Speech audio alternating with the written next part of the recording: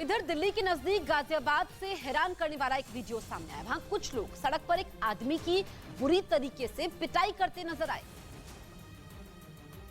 जिसका video social media पर viral हो गया। सामने आए वीडियो में वो लोग उस आदमी को घसीटकर उस पर लात घूंसों की बारिश करते दिखाई दिए। हालांकि इस बीच वहां मौजूद कुछ लोगों ने उन्हें रोकने की कोशिश भी की, लेकिन वो नहीं माने और उस आदमी की पिटाई करते रहे। बताया गया कि ये पूरा विवाद कुत्ते को घुमाने को लेकर हुआ था। वीडियो सामने आने के बाद पुलिस ने केस दर्ज कर लिया और आरोपियों की तलाश में जुट गई। कीव में एक रिहायशी इमारत पर मिसाइल से हमला किया गया, जिसमें 3 लोगों की मौत हो गई, जबकि कई लोग घायल हो गए। यूक्रेन का आरोप है कि रूस की सेना ने जानबूझकर इमारत को निशाना बनाया ताकि मिसाइल की मार से वहां ज्यादा से ज्यादा नुकसान हो। और हुआ भी कुछ ऐसा ही, क्योंकि इस हमले का जो वीडियो सामने आया उसमें हर तरफ सिर्फ बर्बादी और तबाही ही दिखाई दी। मिसाइल गिरने की वजह से पूरी इमारत मानो खंडहर में बदल गई। कई जगहों से आग की लपटें उठती दिखी। धुएं की वजह से वहां कुछ भी साफ नजर नहीं आ रहा था। इस दौरान वहां मौजूद फायर ब्रिगेड के कई लोग आग बुझाते दिखे, जबकि कुछ लोग घायलों को सहारा देकर वहां से निकालते नजर आए। यूक्रेन का दावा है कि मिसाइल हमले की वजह से आसपास मौजूद कई दूसरी इमारतों को भी भारी नुकसान पहुंचा। इस बीच यूक्रेन ने हमले का एक नया वीडियो जारी किया, जिसमें उसके जवानों ने ड्रोन से रूस की सेना पर ताबड़तोड़ वार किए और डोनेस्क में मौजूद उनके सैन्य अड्डों को तबाह करने का दावा किया। यूक्रेन ने रूस की कई बख्तरबंद गाड़ियों और ट्रकों पर ड्रोन से निशाना साधकर ग्रेनेड दागे। ग्रेनेड के सीधे टारगेट पर गिरते ही वहां जोरदार विस्फोट के साथ आग की लपटें उठने लगी। दावा है कि जहां ताबड़तोड़ बम गिराए गए, वहां रूस के सैनिक मोर्चा संभाले बैठे थे, जिनके ठीक ऊपर यूक्रेन ने बम गिराए।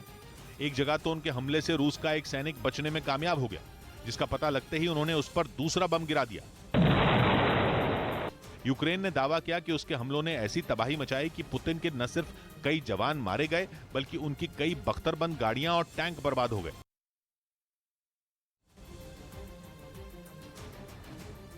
इधर उत्तर प्रदेश के आजमगढ़ में एक दुकान में आग लग गई। वहां लगी आग इतनी भीषण थी कि आसपास अफरा तफरी का माहौल बन गया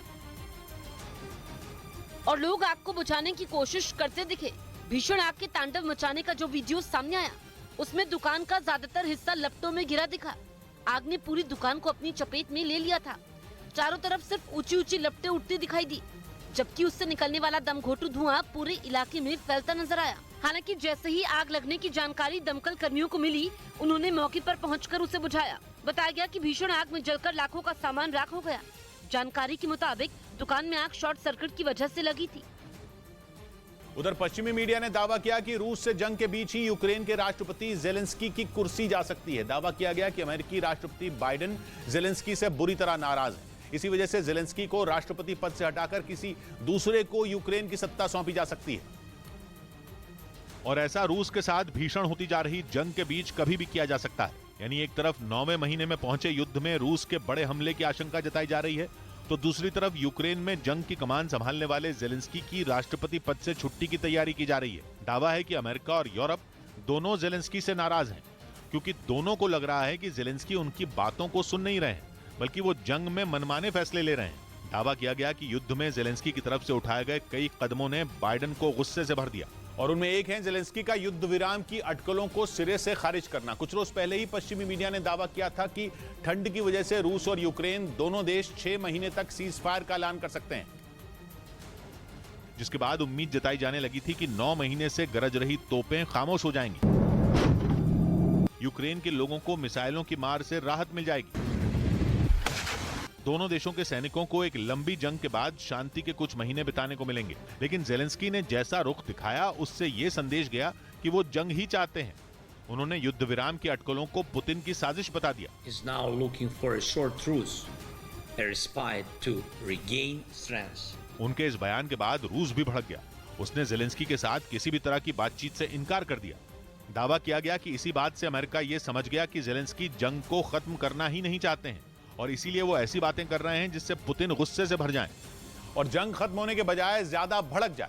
इसके साथ ही पश्चिमी मीडिया ने यह दावा भी किया कि जेलेंस्की से बाइडेन की नाराजगी की एक और वजह भी है। दावा किया गया कि जेलेंस्की कई बार ऐसे फैसले ले रहे हैं जिनसे अमेरिका जंग में सीधा कूद जाए और उसकी सेना पुतिन की फौज के खिलाफ मोर्चा संभाल ले, क्योंकि अगर अमेरिका युद्ध में कूदा तो यूरोप के देश भी साथ खड़े हो जाएंगे और फिर जेलेंस्की का पुतिन को हराने का सपना पूरा हो जाएगा। और माना जा रहा है कि अमेरिका ऐसा बिल्कुल भी नहीं चाहता। वो रूस के साथ सीधे टकराव से खुद को दूर रखना चाहता है।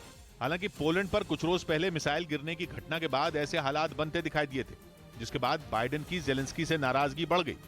दावा किया गया कि वो उन्हें यूक्रेन की सत्ता से हटाने की तैयारी में जुट गए हैं और कहा जा रहा है कि ऐसा करके बाइडेन एक साथ कई मुसीबतों से पार पा लेंगे। यानी जेलेंस्की के सत्ता से हटते ही 9 महीने से चल रही जंग में भी बड़ा बदलाव आ सकता है और वो अपने खात्मे की तरफ बढ़ सकती है, क्योंकि माना जाता है कि पुतिन का सबसे बड़ा लक्ष्य ही जेलेंस्की को मात देना है, जिन्होंने जंग की शुरुआत से ही पुतिन को खूब खरी खोटी सुनाई है। ऐसे में अगर वो ही राष्ट्रपति की कुर्सी से उतार दिए गए तो पुतिन के रुख में भी नरमी आ सकती है। इसके साथ ही यूक्रेन की मदद करने से खाली हो रहे हथियारों के अपने जखीरे को भी बाइडेन बचा लेंगे, जबकि यूरोप के देशों से तनाव कम होते ही वहां रूस से गैस की सप्लाई भी शुरू हो सकती है। दावा किया जा रहा है कि इसी वजह से उन 3 चेहरों को चुन भी लिया गया है जो जेलेंस्की की जगह संभालेंगे।